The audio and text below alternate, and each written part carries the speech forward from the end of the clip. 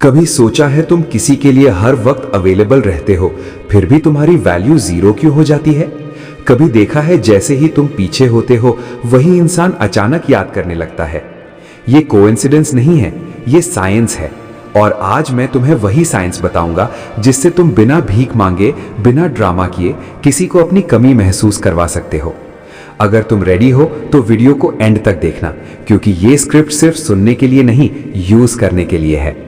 Video शुरू होने से पहले एक काम करो, इस वीडियो को लाइक करो, क्योंकि ये सिर्फ मोटिवेशन नहीं, प्रैक्टिकल साइकोलॉजी है।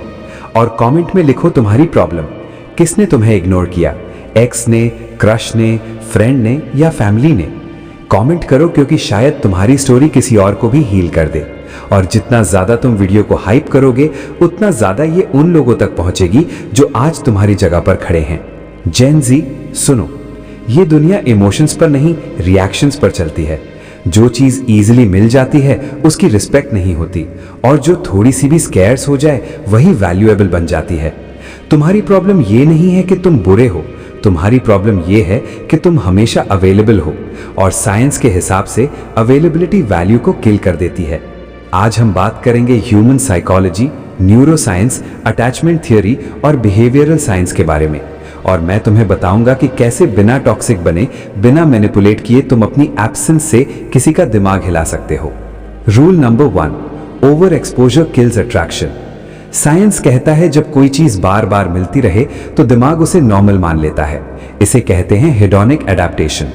तुम गुड मॉर्निंग बोलते हो, गुड नाइट बोलते हो, हर स्टोरी का रिप्लाई देते हो, हर कॉल उठाते हो। धीरे धीरे तुम स्पेशल नहीं, रूटीन बन जाते हो। और रूटीन को कोई मिस नहीं करता, रूटीन को बस यूज किया जाता है।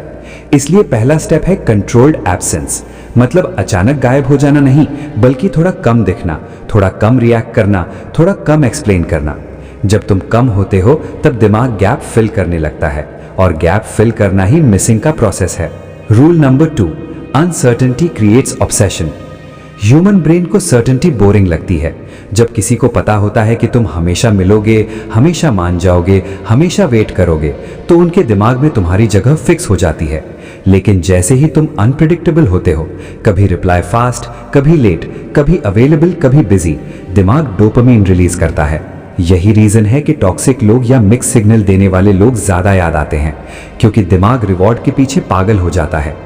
तुम्हें टॉक्सिक नहीं बनना, तुम्हें जस्ट प्रिडिक्टेबल बंद करना है।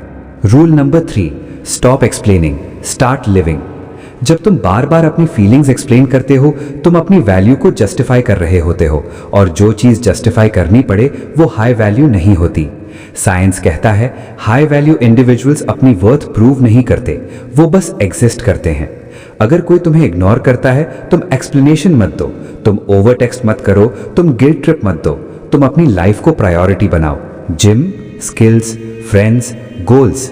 और जब तुम जेन्युइनली बिजी हो जाते हो तब तुम्हारा एब्सेंस लाउड हो जाता है। Rule number 4, mirror their effort. Psychology का एक सिंपल रूल है, people value what they invest in. अगर तुम 90% एफर्ट डाल रहे हो और सामने वाला 10%, तो उनका लॉस नहीं, तुम्हारा है। इसलिए मिरर रूल यूज करो, जितना सामने वाला इन्वेस्ट करे उतना ही तुम इन्वेस्ट करो। अगर वो लेट रिप्लाई करे, तुम भी लेट रिप्लाई करो। अगर वो ड्राई हो, तुम भी न्यूट्रल रहो। इससे उनके दिमाग में इम्बैलेंस क्रिएट होता है, और इम्बैलेंस को दिमाग फिक्स करना चाहता है। रूल नंबर 5, इमोशनल अवेलेबिलिटी को कंट्रोल करो। सबसे बड़ी गलती जो लोग करते हैं वो अपनी सारी इमोशनल एनर्जी एक ही इंसान पर डाल देते हैं। साइंस कहता है स्कैर्सिटी इंक्रीजेस परसीव्ड वैल्यू।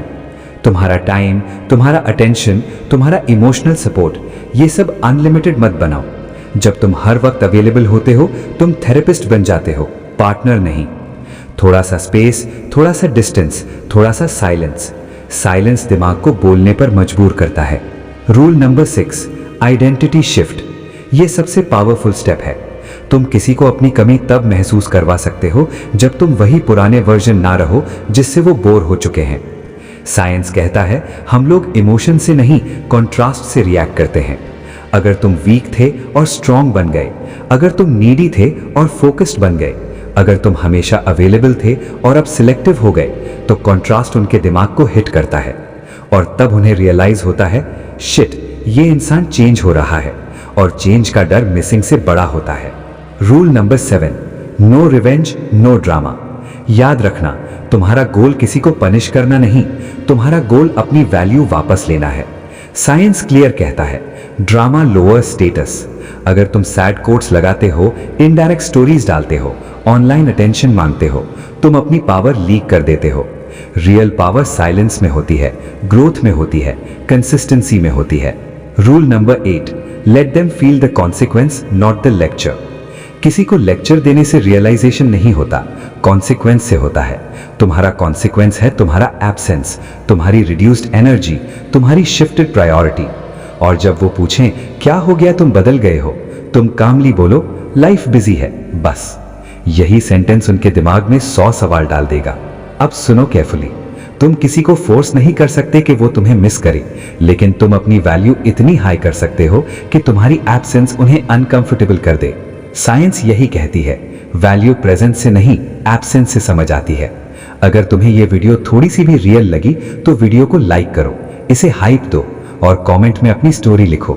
कौन है जिसने तुम्हें इग्नोर किया और तुम उससे कैसे डील करना चाहते हो? शायद तुम्हारा कमेंट किसी और के लिए टर्निंग पॉइंट बन जाए। याद रखना, जो तुम्हारी वैल्यू नहीं समझता उसे समझाना तुम्हारा काम नहीं, खुद को अपग्रेड करना तुम्हारा काम है। मिलते हैं नेक्स्ट वीडियो में। और हाँ, इस गेम में जीत हमेशा साइलेंट लोगों की होती है।